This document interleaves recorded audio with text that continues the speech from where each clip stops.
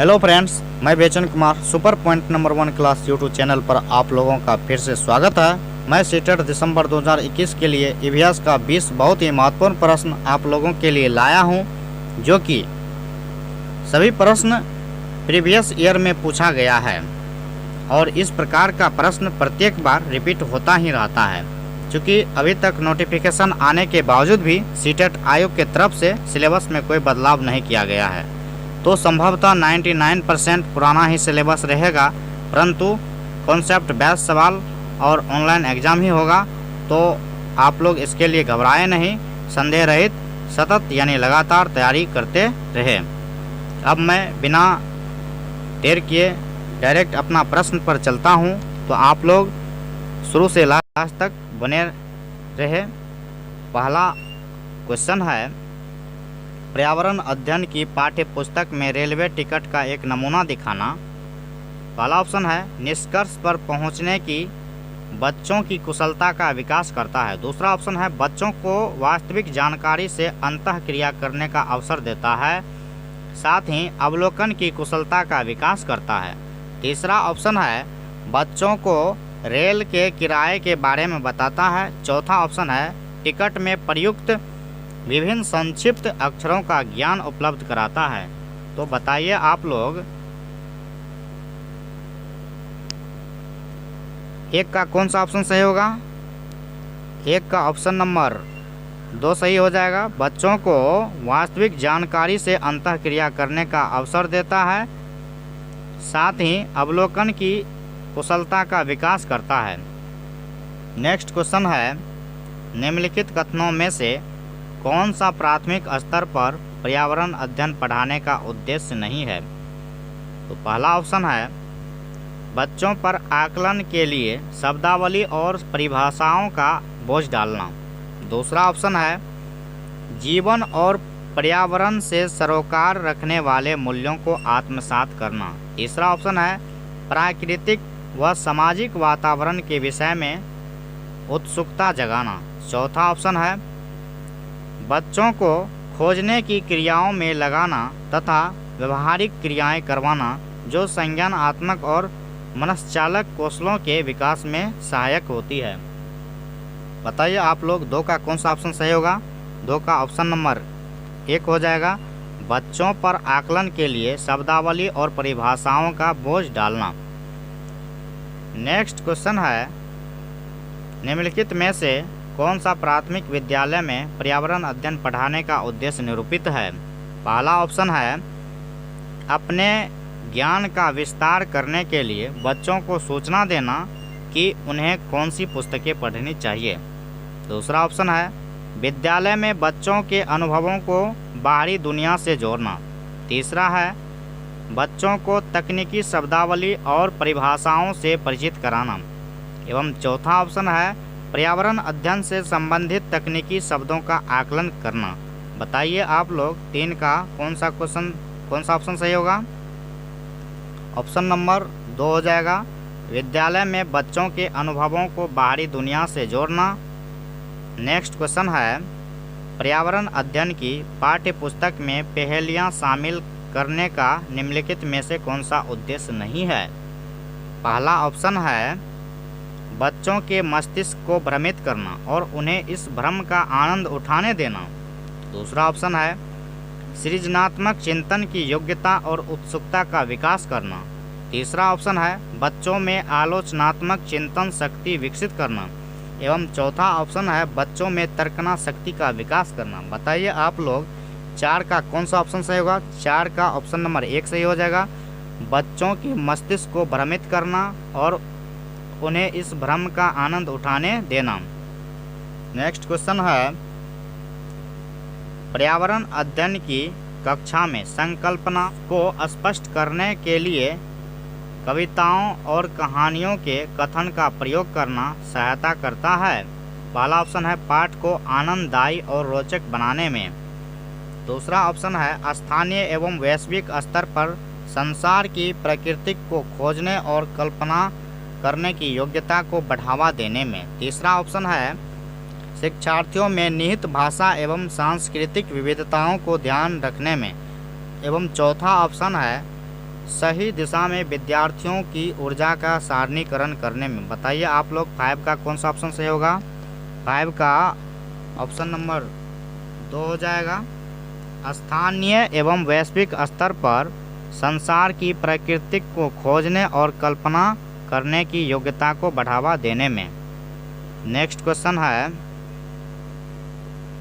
पर्यावरण अध्ययन की एक अच्छी पाठ्यचर्या को बच्चे के प्रति सही, जीवन के प्रति सही और विषय के प्रति सही होना चाहिए।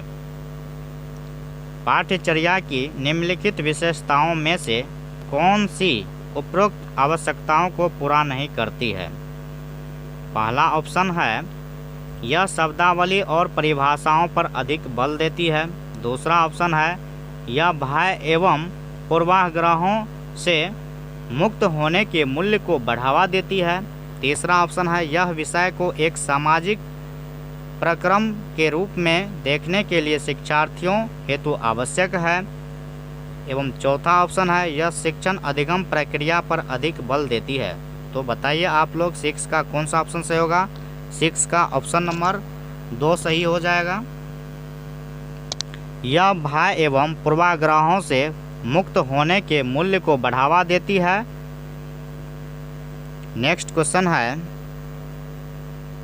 राष्ट्रीय पाठ्यचर्या की रूपरेखा NCF यानी नेशनल करिकुलम फ्रेमवर्क 2005 प्राथमिक स्तर पर पर्यावरण अध्ययन शिक्षण प्रमुख उद्देश्य होना चाहिए। पहला ऑप्शन है, स्वतंत्र रूप से प्रयोग करने की कुशलता अर्जित करना। दूसरा है, विषय की आधारभूत संकल्पनाओं के आधारभूत समझ का विकास। तीसरा ऑप्शन है, विशाल के आधारभूत सिद्धांतों को स्मरण करना। एवं चौथा ऑप्शन है, कक्षीय अधिगम को विद्यालय के बाहर के जीवन से जोड़ना। बताइए आप लोग 7 का कौन सा ऑप्शन सही होगा? 7 का ऑप्शन नंबर 4 हो जाएगा। कक्षीय अधिगम को विद्यालय के बाहर के जीवन से जोड़ना। नेक्स्ट क्वेश्चन है, पर्यावरण अध्ययन की पाठ्य पुस्तक में कविताओं और कहानियों को शामिल करने का निम्नलिखित में से कौन सा उद्देश्य नहीं है? पहला ऑप्शन है, शिक्षार्थियों में संकल्पनाशीलता और सृजनात्मक योग्यताओं को बढ़ावा देना। दूसरा ऑप्शन है, विषय में रुचि का विकास करना। तीसरा ऑप्शन है, नित्य और एकरस विषय वस्तु में बदलाव करना। एवं चौथा ऑप्शन है, शिक्षार्थियों को आनंद और मज़ा उपलब्ध कराना। बताइए आप लोग 8 का कौन सा ऑप्शन सही होगा? 8 का ऑप्शन नंबर 3 हो जाएगा। नित्य और एकरस विषय वस्तु में बदलाव करना।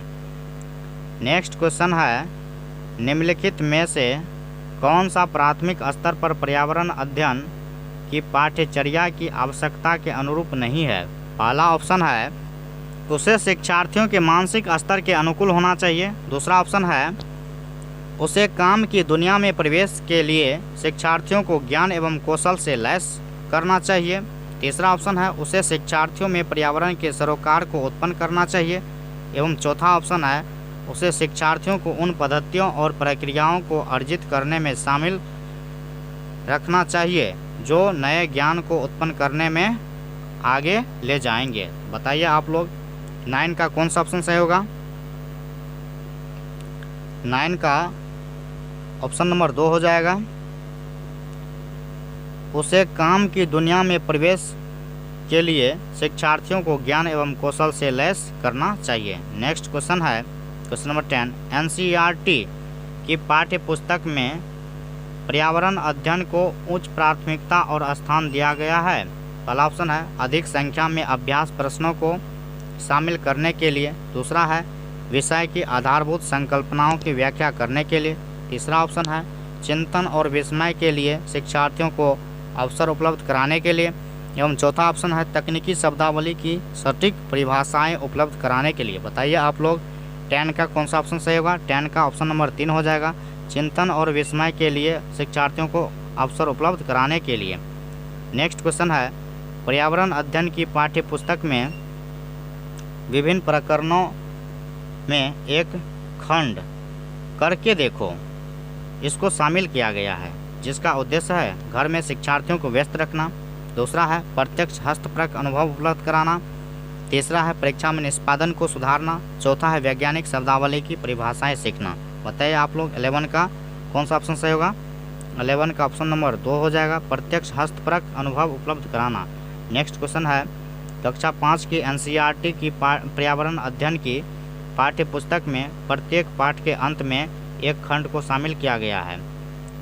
हम क्या समझे, यह सुझाव दिया गया है कि इस खंड में शामिल प्रश्नों के उत्तर का सही या गलत के रूप में आकलन नहीं किया जाएगा। यह परिवर्तन इसलिए किया गया है क्योंकि पहला ऑप्शन विषय निष्ठा को कम करता है या इस अवसर पर बच्चे सही उत्तर नहीं लिख सकते। तीसरा है यह आकलन में शिक्षकों की सुविधा बढ़ाता है। चौथा ऑप्शन है यह जानने में शिक्षक की सहायता करता है कि बच्चे कैसे सीख रहे हैं। बताइए आप लोग 12 का कौन सा ऑप्शन सही होगा। 12 का ऑप्शन नंबर 4 हो जाएगा, यह जानने में शिक्षक की सहायता करता है कि बच्चे कैसे सीख रहे हैं।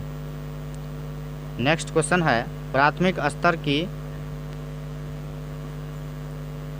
अच्छी EVS पाठ्यचर्या में होना चाहिए।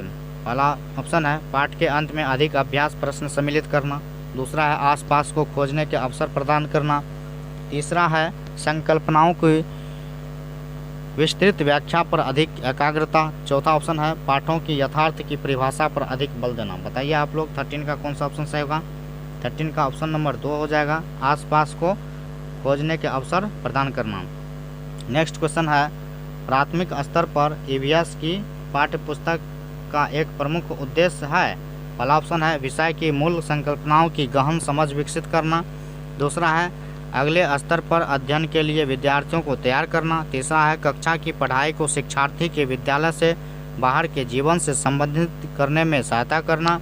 एवं चौथा ऑप्शन है स्वतंत्र रूप से हस्तसिद्ध क्रियाकलापों को करने का कौशल अर्जित करना। बताइए आप लोग 14 का कौन सा ऑप्शन सही होगा। 14 का ऑप्शन नंबर 3 हो जाएगा, कक्षा की पढ़ाई को शिक्षार्थी के विद्यालय से बाहर के जीवन से संबंधित करने में सहायता करना। नेक्स्ट क्वेश्चन है प्राथमिक स्तर की EVS पाठ्य पुस्तकों में कविताएं और कहानियां सम्मिलित करने का कारण है।